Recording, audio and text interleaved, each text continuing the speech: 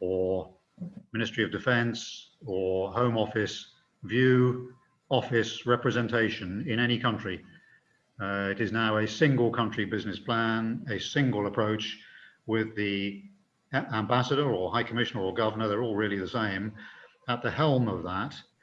And so it may be, I don't know the lady who had some questions to you, I don't know whether she was perhaps beginning to see that in action, but certainly this year I have been more centrally involved in the discussions around the FAM, as they call it, the financial aid mission.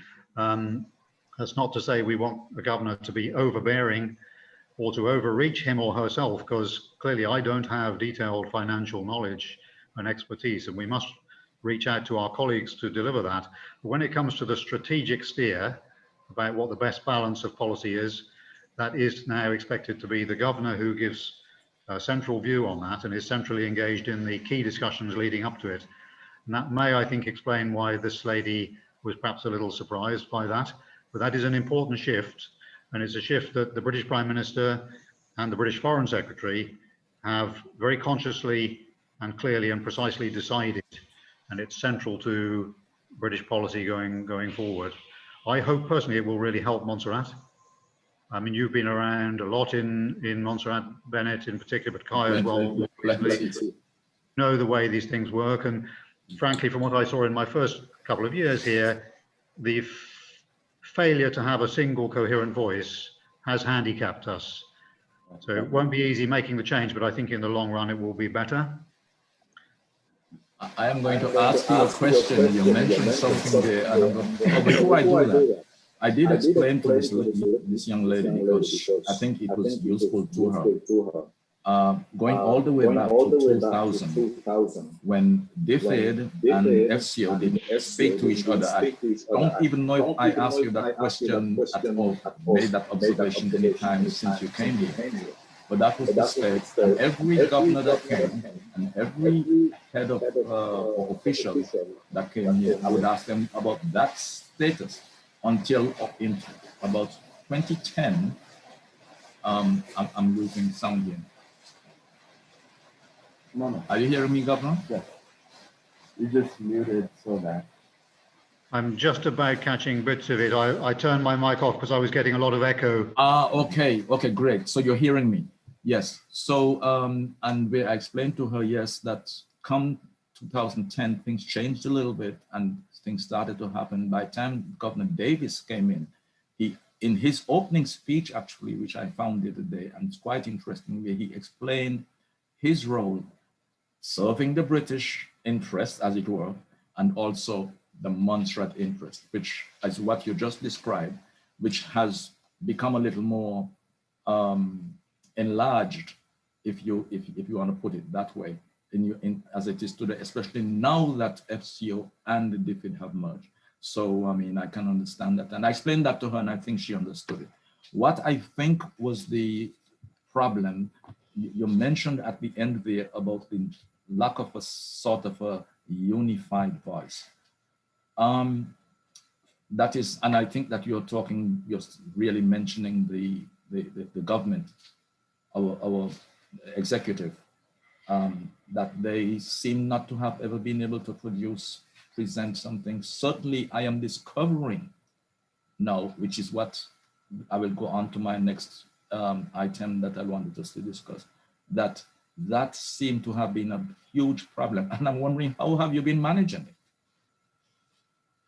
Without not appearing to be sort of overbearing. And I'm going to tell you, I will then go on to say to you that a couple of things that they've blamed you for in terms of how we're going forward.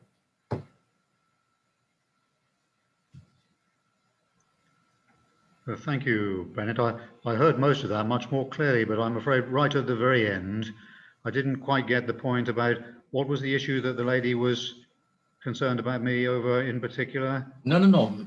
We've cleared her. It's not her who was concerned about that last part that I mentioned, where I'm saying that as we go forward from here, I will also be telling you that you mentioned at the end of your response just now that there has not been this unified voice coming from us, Montserrat. And I'm wondering how you have, I remember in one conversation we had touched very briefly on that situation, and you had given me some kind of a little bit of an insight as to how things were.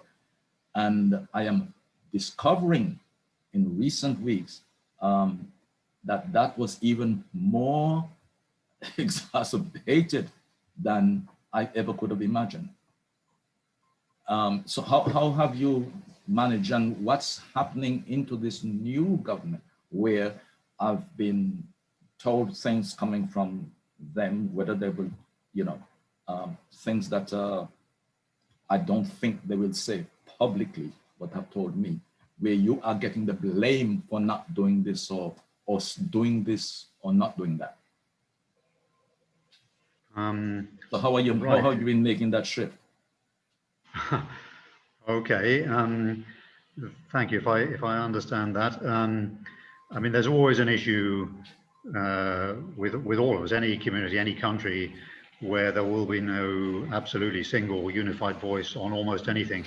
That's certainly the case in the UK. You know, if you look at the internal battle and struggle we've had as a country with Brexit, the departure from the EU over really four and a half years, it's sort of ravaged the country because of such a sharp polarity and difference of view.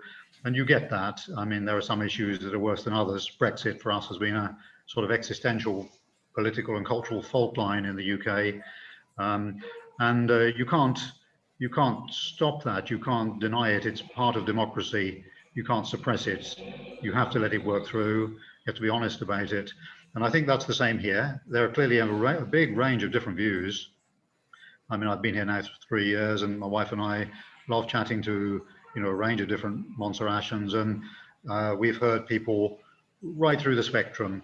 There are some who say to us they really wish they could be much closer in executive and administrative terms to the UK, sort of avoid the struggles of having to come up with own policies in all this vast range of areas that Montserrat valiantly manages, with a population the size of a small town or a very large village. There are some who would prefer that. There are some who at the other end would much prefer to be fully independent and self-sustaining. And then there's quite a lot in the middle, a whole range of different views. So we're never going to realistically have an absolute coalescence around one point on that. And that's quite normal and natural. And if I take this current government, I mean, it's not obviously for me, you appreciate, Kai and Ben, it's not for me as a governor to make a sort of personal comment or a political comment about a government that Montserrat has chosen. I wouldn't have done that about the last administration. I certainly won't do it about the current one. So that wouldn't be right. But what I would say is everybody in politics in government has their own personality, as the Premier often rightly comments. We all have our own personality and our own personal style. But the key is always to focus on the issues. And in Cabinet, we meet very regularly, at least once a week, often much more through COVID. And over that time, you do get to know each other. You sort of come through a little bit of a test ordeal of one sort or another together. And it does bring a closeness between people. I feel I have good relations inside this government, just as I did with the last one. The key, though, is picking out the issues and discussing and deciding on the issues with respect. The issue is not the people. Take the issue, look at it evidentially and scientifically and objectively, and put the points honestly and openly. Don't pretend. There'll never be a perfect answer, but come together by consensus, and then put aside all the personalities and any frictions you might feel or have about, this and that in the past, whatever. Put that aside and just deal with the issues.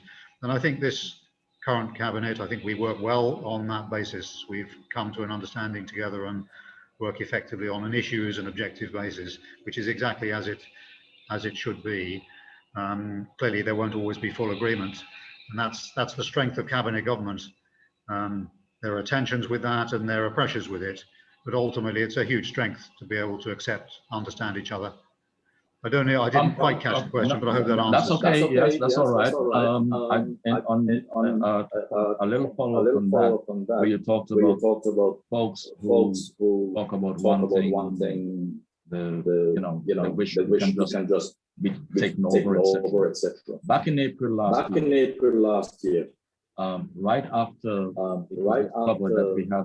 discovered that we had this huge, and I say huge because in terms of the pro rata number of cases that happened, that while I was in the UK, that I learned that there was an anxiety among our UK officials where they kind of wanted to, they were thinking about imposing something similar to what they had in TCI, because they thought that the management somehow was not going as well as it ought to go. Were you aware of anything like that happening? Thank you, Ben. Sorry, what happened in TCI? I'm not aware. How did they deal with COVID? When the British government imposed caretaker government, and they pushed us, as it were, they pushed aside the constitution so that they didn't have TCI government, because it was managed by the British, by the UK. I see. Oh, no, thank you. I understand. Sorry, I thought it was some special trick that the TCI government had to deal with COVID. No. Right. Well, obviously I don't know exactly what some people might have been thinking around that time. I do know that rightly, understandably, Montserrat was very anxious when, as you say, we accelerated to 11 cases quite quickly in the wake of the St. Patrick's Festival, the cancelled St. Patrick's Festival last year. And that in pro rata terms put us in the top 10, I think, of countries or territories at that stage in terms of infection numbers. So there was a real worry, particularly with our medical facilities being a bit thinly stretched. So there was a real worry, but a few people said to me, oh, the British must declare a state of emergency.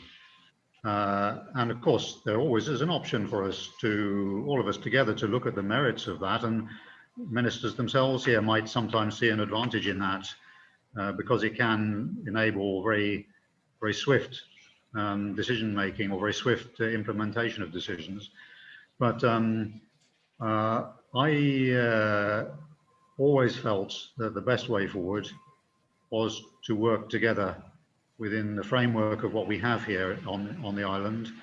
And I thought, under very difficult and worrying circumstances for this tiny community, I thought we did really well. We certainly didn't get everything right. I blame myself. I think if I look back at that period, I would have pushed and recommended a shutdown of the St. Patrick's Festival arrivals earlier. I would have done that. I think that was a mistake looking back at it, but these things are extremely difficult to judge. There were other pressures and other concerns, and right at that time, we were in close touch with the UK, and I think it's true to say there were some different perspectives on the COVID pandemic back there in the UK. The UK had not locked down at that stage, and had a more positive perspective on how it was going to evolve.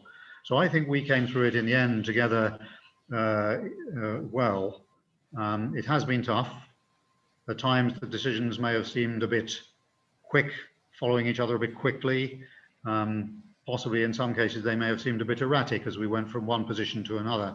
But overall, I think we got the balance right here together, and doing it together was really important.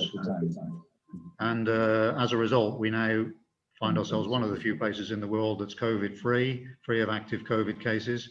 We sadly lost one member of our community, I think in May last year, which is very sad, an irreplaceable individual.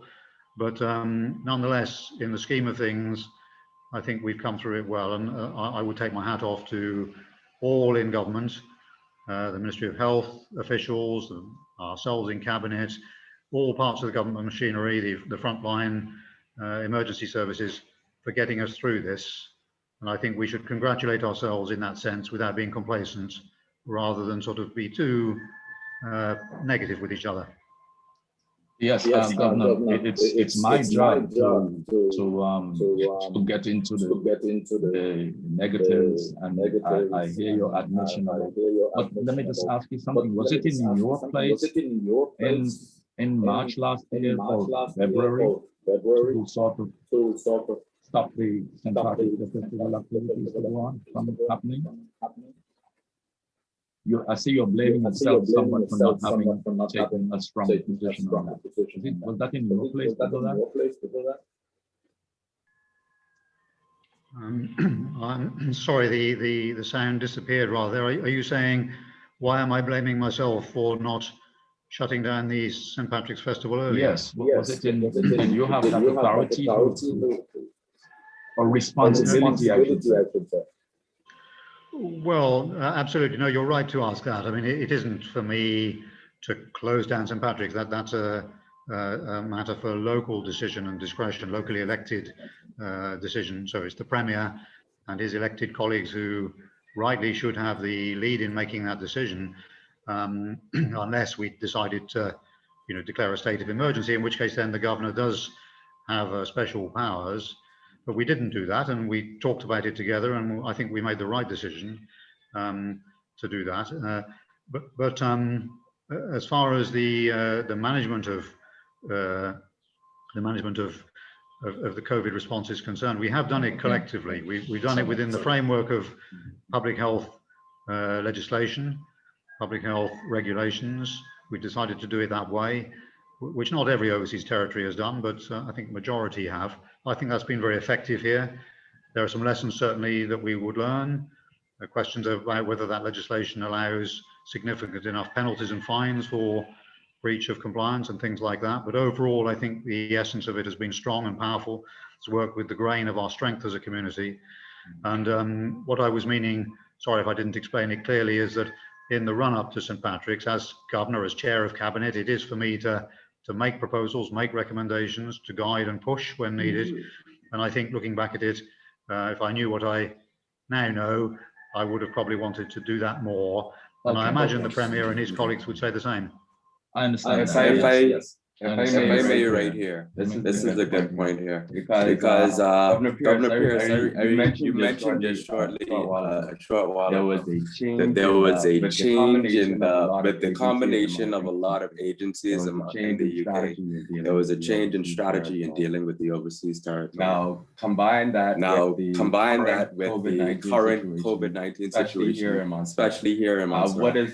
What does that strategy now look like in terms of Montserrat, and where development and finances are placed in terms of in our community here?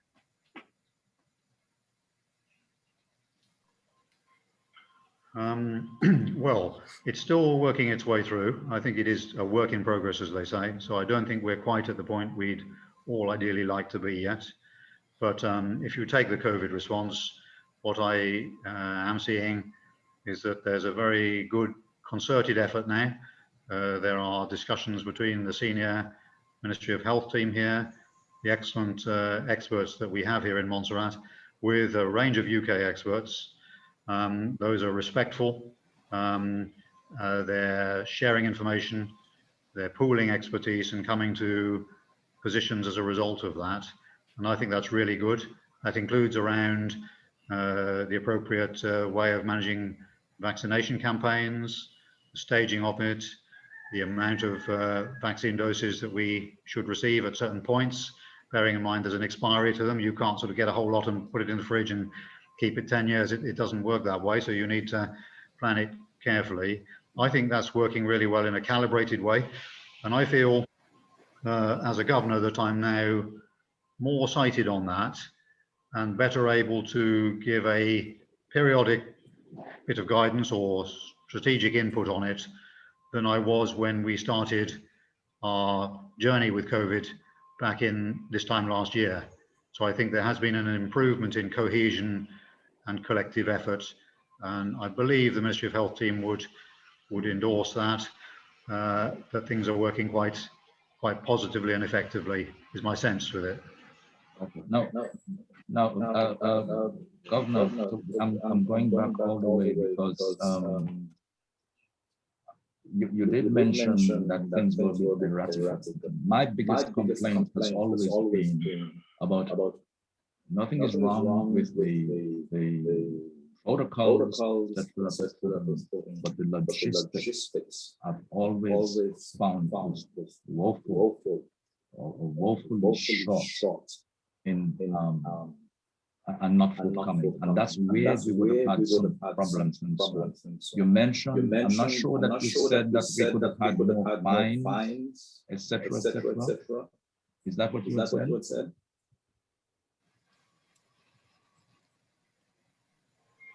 I'm really sorry. I couldn't catch that last bit. More mines. Fines. Punishment. I mean. Fines. Fines. F-I-N-S. Right. Sorry, I apologize. The sound, when you get the signal attenuated, the sound is very difficult here. Sorry, yeah, I wouldn't want to sort of overstate that, but I think, I mean, it's very difficult for people to live their lives and travel and struggle with all these COVID constraints. But we have had a bit of a pattern here in Montserrat of some people feeling the regulations on quarantine and self-isolation don't apply to them. And in general, you can run your luck and you can perhaps get away with it. But a few times we've run our luck and people haven't got away with it. And most recently in February, certain individuals ran their luck, if I can put it that way, on this. And that did cause significant risks to us, significant costs, several $1 million of our taxpayers' money here in Montserrat, and significant risks. We were lucky.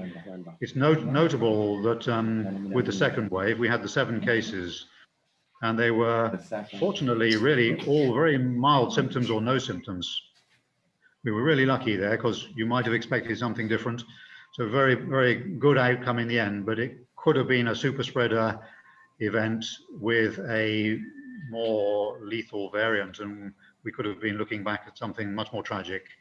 But so it's that point that people need to show collective responsibility, and the level of fine here is it certainly bears looking at, in my view, as a deterrent to people who are tempted to run their luck in that way, when the risks and the equities they're taking are other people's lives, not their own. It's the other people's lives issue that really matters. Yeah, Governor, you see, you mentioned this situation, and I have not been able to get an explanation as to what really went down.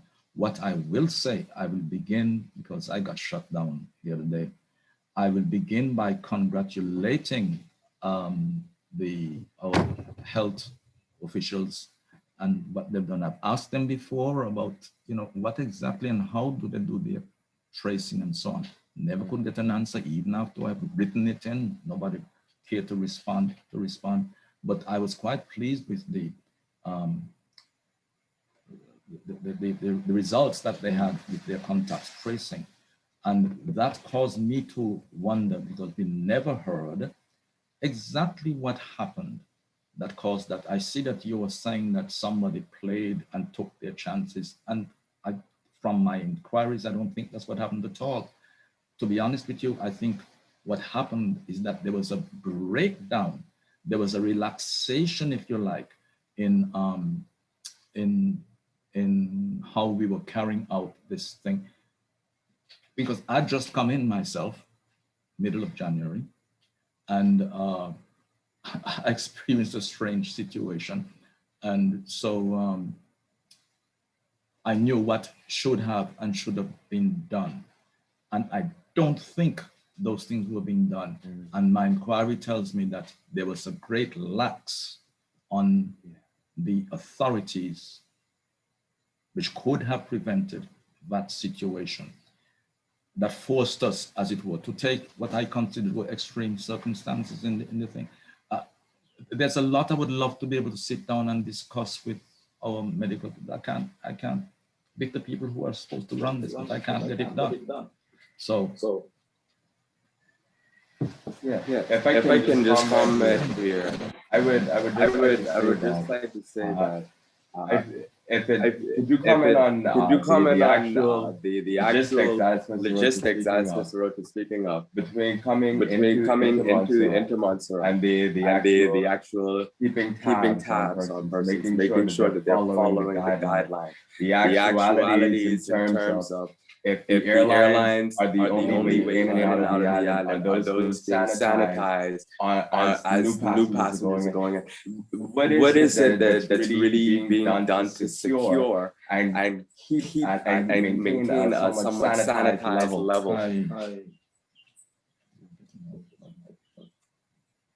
Yes, Governor. Go ahead.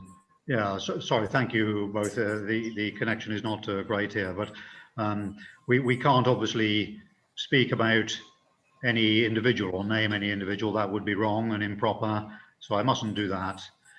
But if you take a sort of generic case and just consider it, that I think everybody who travels anywhere in the world knows that with COVID, they are going to have to accept some disruption. They're going to have to get some tests done. They're going to have to show the authorities good, clear evidence of the results of those tests. And then when they arrive at their destination, in almost every case, they have to accept that there's going to be a quarantine period or a self-isolation period. So here in Montserrat, we have a mandatory self-isolation period of 14 days for anyone coming into the territory from anywhere in the world. That is absolutely clear when you book your ticket, when you arrive, when you fill in your entry clearance form, pre-arrival clearance form. That is absolutely clear. No one can be in any doubt.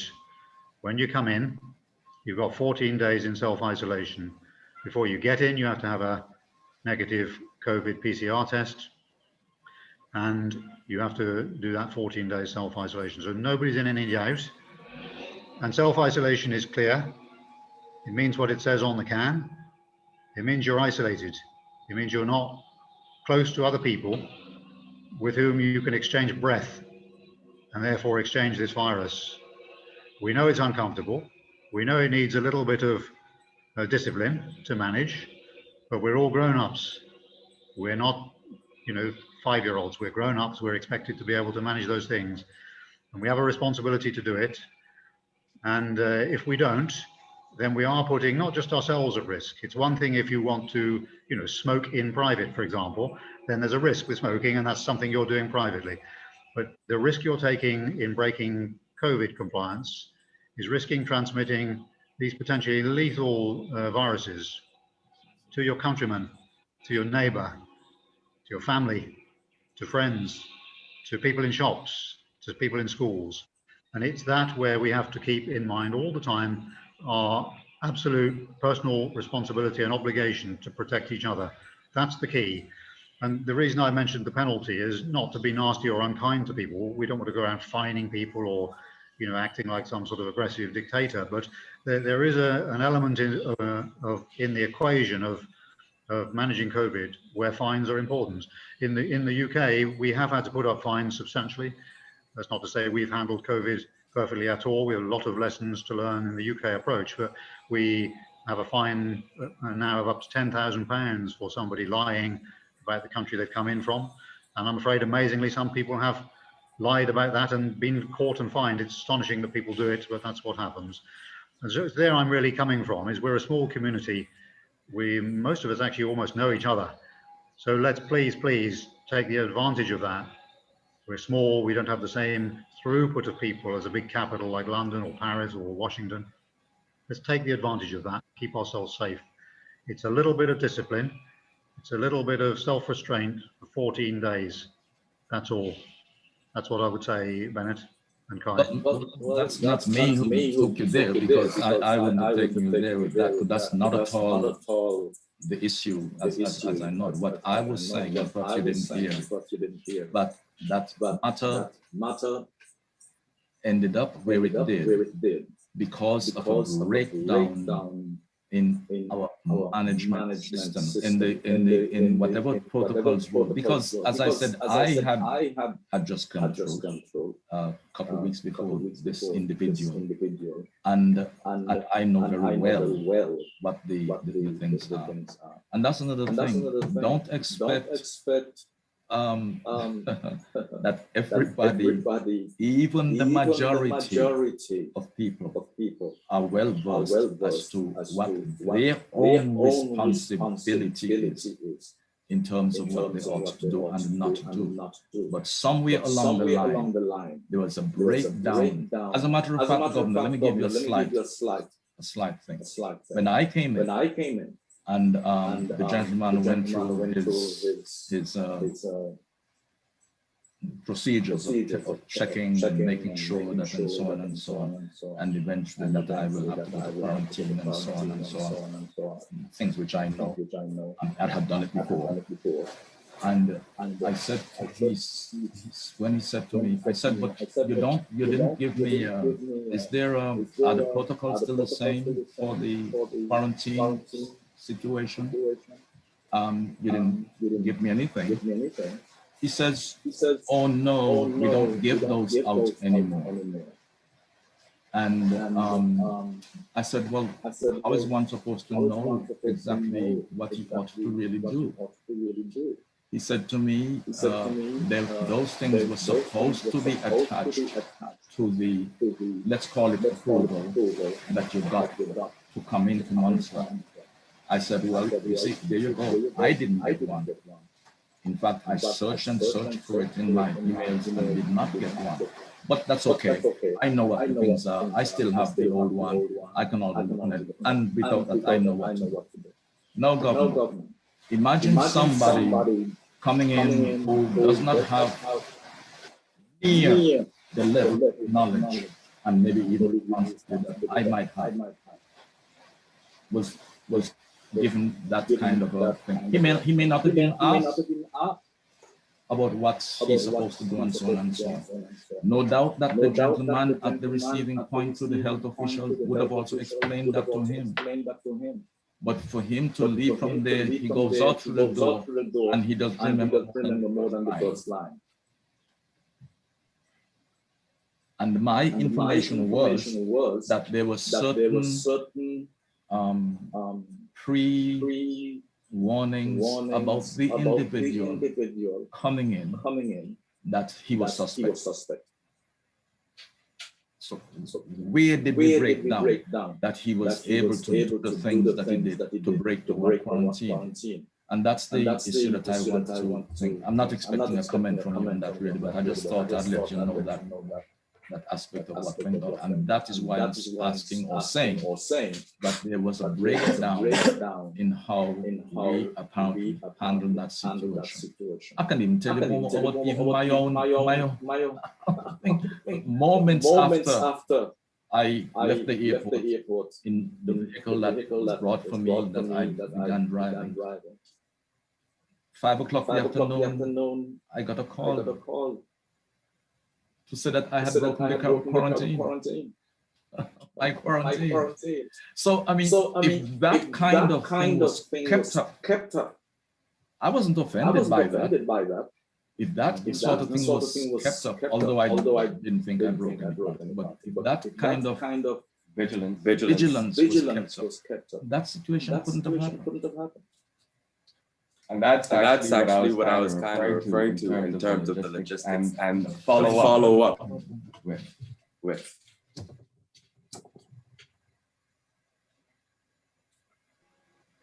Yeah, look, I mean, I hear that. Thank you. Those are useful impressions and perspectives. We obviously mustn't talk about an individual without knowledge. And I think that's really the key, is that these are quite sort of relatively technical aspects of the management of quarantine. When I came in, I've been in and out a few times. I must say I found the administration in Montserrat very smooth.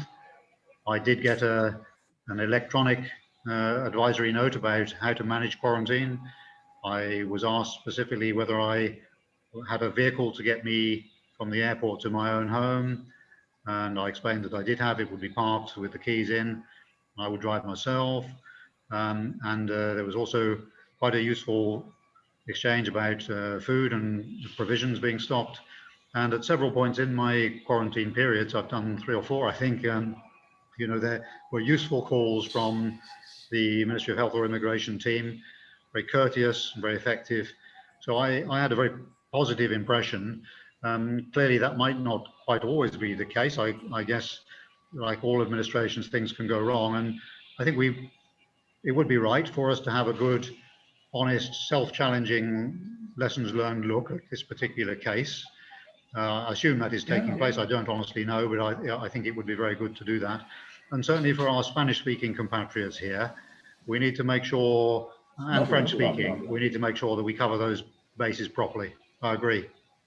Yes, thank you, Governor, because I mean, it's the complaint, I mean, that I will say, and you know, exactly what went on and what went on after that and so on and so on. I don't think it was smooth and so I was concerned and thought that the cost, you mentioned that it costs us a lot of money, and it sure does, which brings me to, in terms of, as I say, in despite of our pandemic, and where we were, and as a matter of fact, just moments before we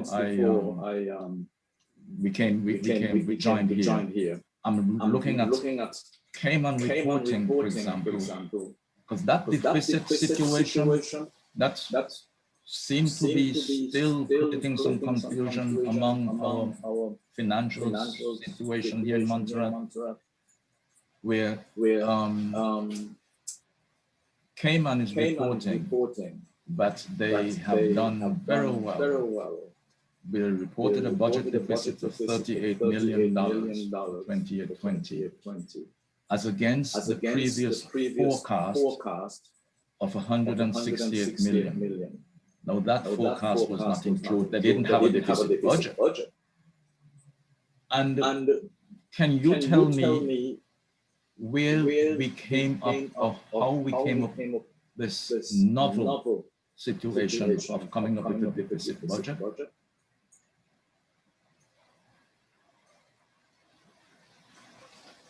I got most of that, but coming up with a what budget? Could you repeat that? The deficit budget that was presented eventually in June last year. Right. Can't get a good answer out of the government as to what really happened. Nobody wants to speak to it. I don't understand that. Well, I mean, okay. I mean, the first thing to say is, you know, budget management here is under the responsibility of the Premier as Finance Minister and the Financial Secretary. That's the team in MOFEM, as they call it. That's the team that sort of manages the budget. So to get a really good, authoritative, detailed answer, you do better to approach them rather than me. But if I could just, I mean, try briefly. I mean, when we went back to early April last year, so the start of the financial year, we were on that very sharply rising curve that you mentioned, excuse me, to 11 cases. Then it went to 13 at one point, at the end of April. So, you know, we were worried at that point. And we had shut down the St. Patrick's Festival, and we were in touch with the UK in particular and some other overseas territories to try to gauge what people thought would be the impact of COVID. Because at that stage, you know, I know it's only a year ago, but it did feel very different to what we then came to know. And the team in the Finance Ministry crunched the numbers, and that, you know, they worked really hard on it, and hats off to them for doing all that with great uncertainty in the figures. And to cut a long story short, they came up with a best guess of a really big reduction in our revenue. They couldn't be clear how long we'd be locked down, but they were estimating, if I remember, a big enough reduction in revenue that it would have put us, if we'd just done everything else the same, it would have put us at over $20 million in deficit. Very hard to project, but they were looking at, you know, the loss of tariff revenue on importations, the loss of income tax, because lots of the private sector would not be earning money and not paying, corporation tax as well. So it's always very difficult in finance and accountancy to make those estimates, but that was the position. That's what we estimated. Then as things went by, so about 3 to 4 months in, perhaps a little bit longer than that, more like the autumn, it was interesting that the position changed. And I think this is a real reflection of the particular character of the Montserrat economy. So by that stage, we had come out of the first 3 months very tight hermetic lockdown, and we were in a more calibrated, we called it a shutdown, but a sort of a restrictions, but not an absolute lockdown. And our economy had responded really very surprisingly strongly. So the deficit was at that stage not looking anything like the 22 million. It was more around 10 to 12 million, if I recall correctly, at that point. And that was because revenues had held up much better than we thought. Admittedly, we'd allowed sand mining to continue under very close, tight protocols agreed with the sand mining industry, because it's a sort of, individualist industry in the sense that you sit in a cab on your own. You don't have lots of people, sitting around you in a big factory or something. So we'd allowed that, and that had maintained revenues on that front. And actually our importation and tariffs on imports were almost unchanged at that point. So I guess you'd have to admit we got it wrong, or our financial experts got it wrong. But really, Bennette and Kai, I wouldn't say that's anybody's fault. So I would say that's just the nature of the game. By that time, the UK had committed to inject a further $12 million in 2 tranches. First tranche, £2.5 million sterling. Second tranche, £1 million sterling, to help provide exceptional COVID fiscal support. So that needed to be factored in too. And of course, also throughout the year, we have had support in other ways, some of it in kind rather than in money, but the ECCB, the Eastern Caribbean Central Bank, gave us some money, as it did all ECCB members, to help with the recurrent immediate impacts. EDF, the EU gave some money, UK gave assistance through a thing called the CSSF, the Conflict, Security and Stability Fund. So we tried to get help in other areas, all pooled obviously. And so by the early autumn, the position was changing. And the government made some responses to that. The Premier made it clear he didn't want to make sort of across the board generalized percentage type cuts. He wanted to focus cuts to protect and preserve areas like education and health and social welfare. So the government made its decisions the way it did, and as the Premier has explained in Parliament, and that moved forward. And then over the remainder of the calendar year, we got to the point around the end of the last year where, in fact, the revenues had held up even better than projected in the autumn. And so the revenue projections were stronger, and the budget was not quite in balance, but approaching balance as far as the information we were getting at that point. And then obviously, if you need the full detail, you would need to speak to the experts. But as we came into February, so last month, and really the last home straight before the end of the financial year, we found ourselves, fortunately, with enough, what's the word, sort of slack in the budgetary system, that we were able from our own budget to support the poor folks who'd suffered in this second wave, as we call it here. You could argue it's a third wave, but we're terming it a second wave. The spike that arose, the 7 cases in February, we were able to fund that from our own budgetary resources, the margin we had within our budget, which is great. And in doing that, the finance team, are still confident that we will finish this financial year. So it's a week's time, isn't it, really? A week or so's time, pretty much on the nail. It's, with a how much is it? It's forget the exact figure, but 90 million plus total budget. If you're 100,000 out or a couple 100,000 out, it's a lot for us individually, but in state budget terms, that's not major. They're expecting to come in on the line with that, as well as having from our own budget, including the British assistance, the $12 million assistance, being able to fund 2 bursts of COVID support. The first burst during the first lockdown and the second burst in February just passed. So, I mean, that's the sort of, that's a simple, I'm not an economic expert, Bennette, but that's the simple evolution over the course of the year. And you could say that it's, crikey, we should have known back in March or April exactly this and that. And we possibly could have judged things better. I could have judged things better. But this has been a very difficult fluid, fast-moving situation. And for Montserrat as a whole to come in at the end of the year on budget, having provided decent help, not as much as we ideally would have wished to our compatriots suffering hardship, but decent help in 2 bursts, I think is a credit to us, credit to the country, credit to the island. I think you give credit too easily, Your Excellency, but it's what you're supposed to do. So that's fine. But I appreciate your admission that things may not have gone well at the beginning. I do not know if you recall, in March 28th, I think it was last year, when I raised the issue of funding, of monies coming in. That same Cayman Islands, see, they can report and do what they're doing, had already received that first tranche of money from the UK government, that first 2.5 million. They had offered that, the British government had made that known when I left Montserrat on the 13th of March, I think it was. I knew that. I had already heard the British government talking about the £3 trillion that they were going to budget for what they were expecting and so on and so on. And that each territory would have gotten tranches of 2.5 million pounds, etc., etc., etc. And that's what I was asking about. Did we access that at the beginning on the 28th of March and so on?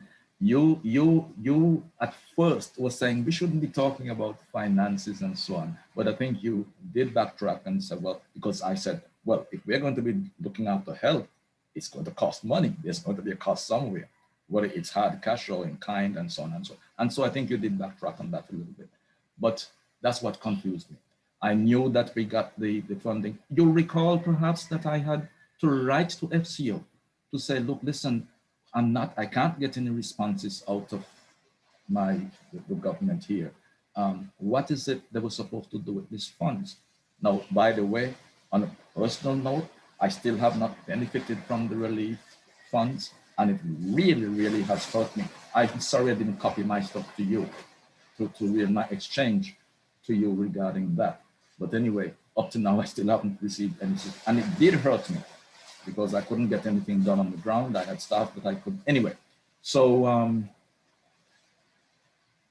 the funding came in, and I'll tell you, they had not accessed the monies. It eventually came in. From the information I got from them, they got the budget approval on March 31st it is, and the tranche of 2.5 on the 8th of April. Now, Governor, I'll tell you this too, and I was told that why did they not get this request in, which was more than what they were going to get in the 2.5 million pounds and so on. And Governor, I was told that you delayed it. You delayed those funds from going forward. Well, look, thank you, Bennett. I mean, first of all, I didn't delay any requests for funding at all. It's not my job. So. The Premier can always pick up the phone to Lord Ahmed. What probably was another person. It was Baroness Sugg, I think, if I remember, yes, at that point. But it's not for me to block correspondence on these things. It's just not true.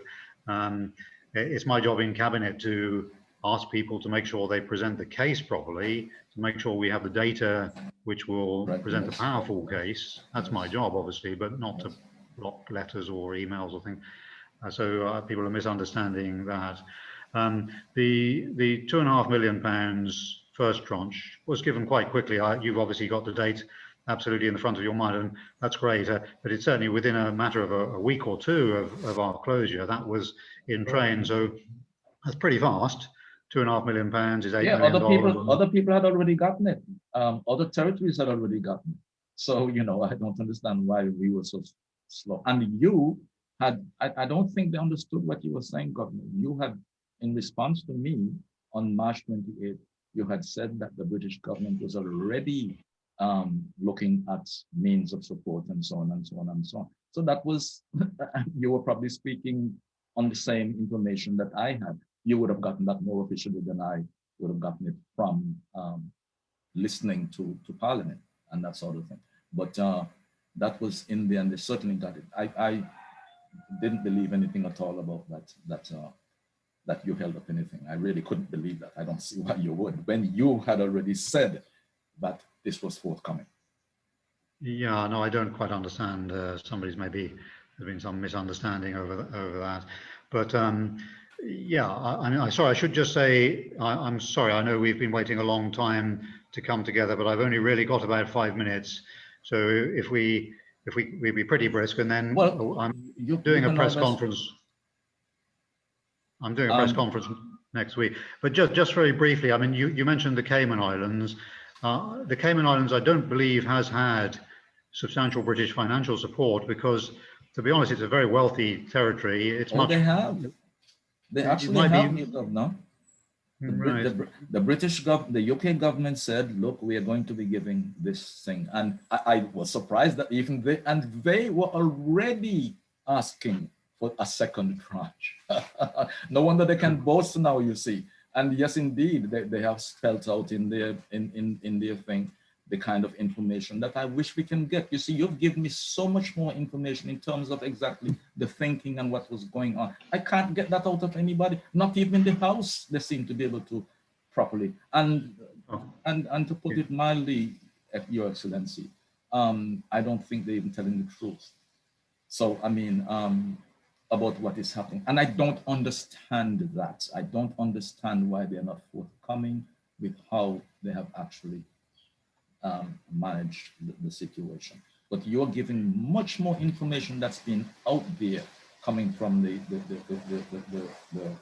government itself. Well, I'm very, very happy to give information. I must check on the Caymans because my understanding is Bermuda is GDP per capita in Bermuda is about 94,000.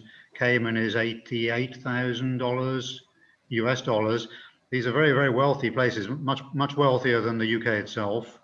So I can't believe we would have given ODA support to Cayman. We might have given something like a loan guarantee support. Well, that's certainly, they have done that. That's forming part of this report that I'm looking at, that I'm quoting from. They've talked about that. But what I do know, they were giving, even at that point, they were getting stuff. They were waiting for UK aircrafts to land with equipment, etc., etc., etc., etc., etc. Okay, and again, that was another area where we felt very, very short.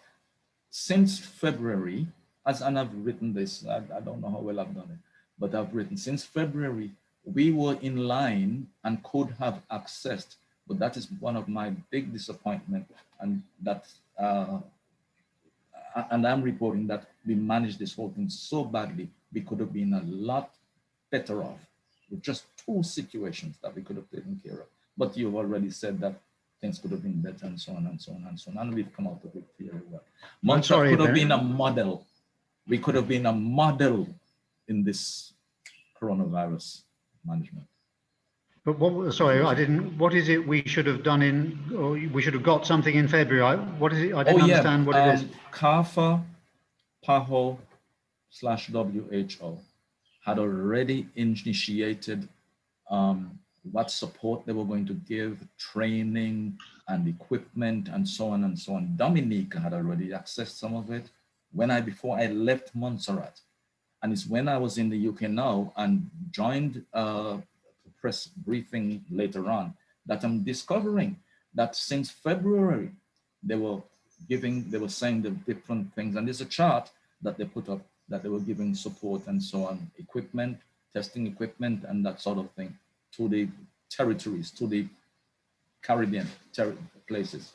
And I even asked them the question, how did we end up with the highest per capita cases when they are reporting here that they have given this kind of support so early? I see. Well, it's difficult without going back over the detailed log, but Montserrat has always received very strong support from the UK in terms of PPE, personal protective equipment, and all the sort of supportive kit that goes with dealing with COVID. So, you know, if you go back to February last year, we had almost nothing, apart from one very well judged stockpile of N95 or N94 equivalent masks, which was very helpful to us. But now we have, you know, long stocks of supplies.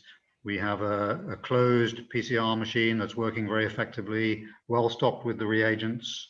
We have an open machine, open PCR, which is about to start operations. We have a first consignment of vaccine here, which we are still not fully used. And another big consignment of vaccines is being discussed and should be delivered to us soon. So I'm sure if you go back over that, there may have been some occasions when we could have perhaps been a bit more systematic or faster. But when you look at the pressures on world supply, this wasn't going down to a supermarket or a warehouse just to go and choose 1,000 gloves. These were being chased around the world by countries that were putting on export controls and all sorts of things. Actually, the overseas territories have been very strongly and fully supported, Montserrat included, since the outset. So if somebody was telling you that we missed a trick or something, maybe in some small area we did, but overall we've come through this with full PPE stocks, very strong technical backing, excellent test equipment capabilities, and now vaccines right at the front of the world queue, you know, compared to other islands in the region. Yes, Governor, I'm afraid that I don't think you got it quite right up front there, because up front we could have been a lot ahead of the whole game. Putting aside that we did not cancel the St. Patrick's Day thing and stuff like that. And there was, in fact, Governor, a well-known attitude that, oh, this is just a flu, this was going away. The Premier, when I brought that up at, I think, was it on September? In September? No, was it before? No, sometime before I went back to the UK. In fact, the day before I went back to the UK in November, where I brought that up, that this was the attitude that they had. He denied it. But since then, I can actually give, I actually have gotten first-hand reports. And yes, this was something that they were touting. You know, this was a position they were touting, and that was part of the problem that we had at the beginning. Montserrat, I say again, could have been a model in this whole management and in this whole COVID thing, and could have been case-free. We will not forget that our cases are always imported. Okay, Bennett and Kai, I'm so sorry. Yes. I will have to go. I'm sorry there. Yes. There's only one personal question that I would have had for you, Governor. The other things I can raise them at the conference, but there was only one thing. But that I will leave out, because I wouldn't ask this in the somebody's mind at the press conference. But the other things that I have, I can ask at the press conference. Okay, Bennett, that's great. Thank you very much. It's on Tuesday. Thank you very much for your time. Thank you very much indeed. You guys have a good weekend. You too, sir. See ya. All right. Bye-bye. Bye.